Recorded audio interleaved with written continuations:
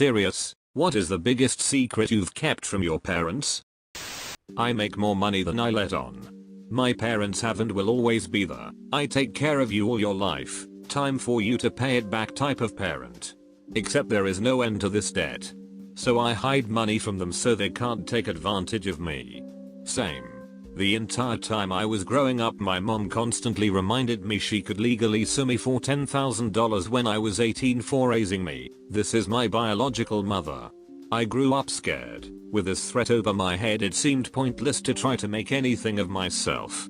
By the time I was old enough to know better, the mentality had sunk in and I was pretty much a huge loser until I was about 22. Edit to clarify, no, your parents cannot sue you for the cost of raising you. It was said to incite fear and generally be an asshole parent. My mum doesn't know I've been arrested twice, one time with my dad. Story time? First time, was on a night out in central London with bunch of my mates, stepped out of the club for a second to grab some cash, then bouncers refused to let me in until I got some water from the shop across the road. Did that and they refused me, told me to have more water, then still wouldn't let me in. So spent the rest of the night arguing with bouncers and getting carried out after running in whilst they were distracted. Was adamant about getting my £10 entry fee back. Ended up having an argument with the manager until I got the money. Then as I was walking away, police were blocking me. Tried pushing them out the way cause I was desperate for a kebab at that point. Ended up getting taken to the station and was in a cell for a night, and hit with an £80 fine. Second time, was out with my dad after going to the football and having some beers. Late in the night, we were in a pub with a narrow corridor at the entrance, and whilst my dad was there texting his missus, some fella bumped into him and started on him, so I waded in to break it up, and the three of us spilled into the street. I ended up getting cuffed in the middle of the road and carried off to the station. My old man was dragged in behind me whilst I was getting processed. Next morning a copper, who actually went to school with my dad, had to ring my grandma to pick us up. She was worried and asked them if they knew where I was, and got a bit of a shock when they said I was there as well. Luckily the incident was caught on CCTV, so no fine that time. I met the guy my mom told me was my real father. We did a DNA test and there is a 0% chance. He even took me on a whitewater rafting trip with his wife and son. I've never told her. Did you do the DNA match through one that could connect you with family? Your father, siblings, cousins? No, I think we just used a government one. I'm not upset by it or super keen on finding my bio dad, as I have a dad who raised me, who also doesn't know I did this. It was more of a curiosity thing, and he wanted to know if he had another kid.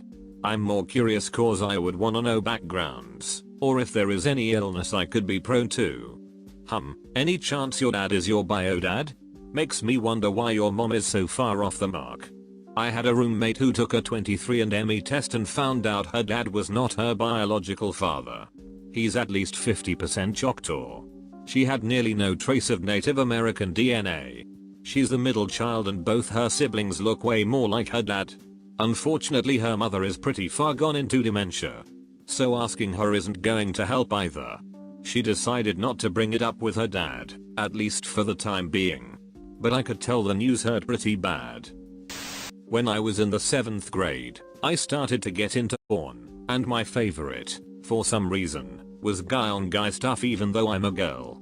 Anyways, I didn't know how anything but YouTube worked, so I ended up downloading like 3 gay porn videos on my phone, and I had an Android, so when I deleted the videos the download history was still in my phone.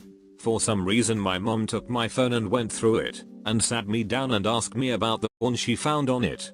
But for some more context I had to keep my phone in the living room at night and could only have it during the day. Now I'm not proud of this but I'm a good liar. But in this situation I didn't have to do much lying, because as soon as I started crying and saying I didn't do it, she immediately believed me and blamed it on my stepdad, saying that she had a suspicion that he was gay through their whole relationship and all that. After that she never confronted him and just continued to stay with him even though she thought he was gay, and that's when I realized my mom was a gold digger. Well that escalated. Shit just went from 1 to 10 to 100 real fast. When I was around 14, I overheard my parents arguing. My mom was yelling at my dad about some porn searches on the computer.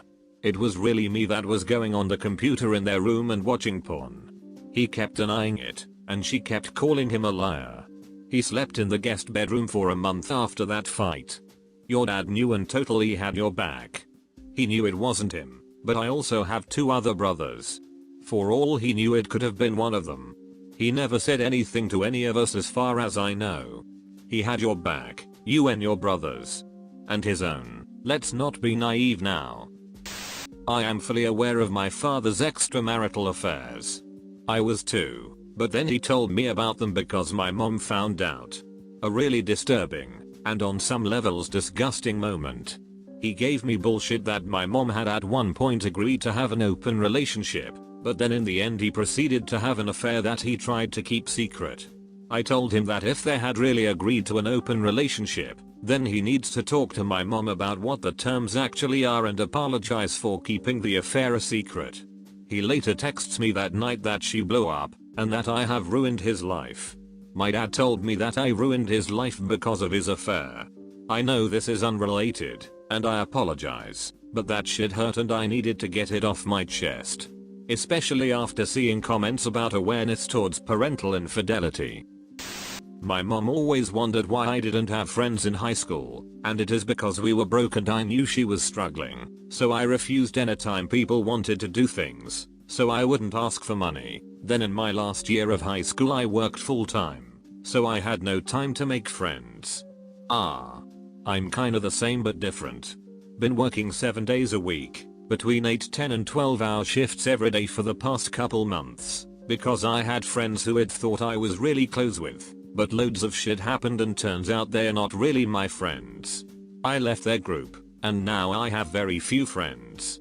Just been working loads and loads to kill the time, all the while seeing all their Snapchat stories and stuff of them going out and enjoying themselves.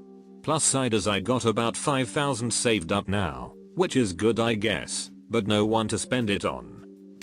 When I was at Walmart with my mom, and I stole 2 of those big cartons full of Pokemon cards. Took the cards and stuffed them in my back pocket. I planned the whole robbery a week before. I was the best robber at 9. I recorded Gundam Wing Endless Waltz for my sister's high school graduation video. It's been about 18 years, but I still feel bad that I don't love them. I care about them in the way I care for a hurt stranger, but I won't be crying when they die, except for over the stress of handling the funeral and finding a place for their kid and animals to live. Edit. Some explanation. Also thanks for all the positive words and glad it helped some of you. Randet's in my name and never helped me out. For example, I was homeless twice in my mid-20s, but I couldn't stay with them apparently. At 18 I still didn't have a license because I couldn't borrow their car. Eventually saved up and paid for lessons. Not that I could afford a car until a few years later. At 20 had a job interview at a well-paying company, asked if they could drive me an hour to get there or let me drive. They agreed, and day of going they never showed up. Wrecked my ability when I lived with them from 16 to 22 by going off almost every week, leaving me with a kid and animals. A lot more that I'm not going to talk about. Second edit.